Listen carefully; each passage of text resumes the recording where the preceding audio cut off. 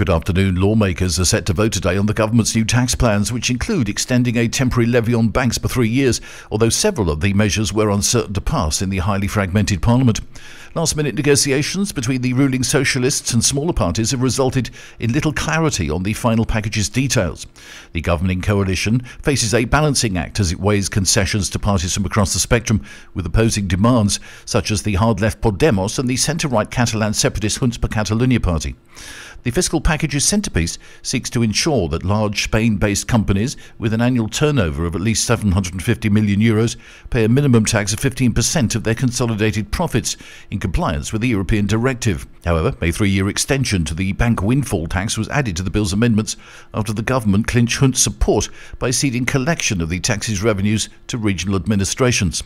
After heated negotiations in the Budget Committee that lasted into the early hours of Tuesday, the government pledged to issue a separate decree extending the energy tax by a year, which will require Parliament's approval.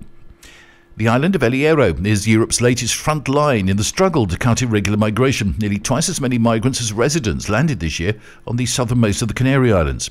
Extra space for beds in the local hospital have been created for migrants who often suffer from hypothermia, dehydration or injuries after the roughly 8-day crossing from Africa. Intended for the island's population of 11,400, the hospital's 31 regular beds are now sheltering people escaping jihadist violence and economic troubles in Mali, as well as upheaval and poverty in Senegal and Morocco. Some 19,400 illegal migrants had reached El Hierro by mid-November, according to the Red Cross. The hospital is swamped, one local resident told the media. The hospital's medical chief said he was unaware of that, but admitted his staff were exhausted. This year, El Hierro has received half of all irregular migrant arrivals in the Canaries. By November the 15th, the island group as a whole had received 39,713 migrants, 23% more than in the same period last year, that according to the Interior Ministry. And Spain registered a total of 320,652 births last year, 2.6% less than in the previous year and 24.7% less than a decade ago. The figures were published yesterday by the National Institute of Statistics. For the first time in the historical series, people over 65 make up more than 20% of the country's total population. The average number of children per woman was 1.12 last year, and the average age for mums was 32.6 years. The INE data also shows that 436,124 people died last year.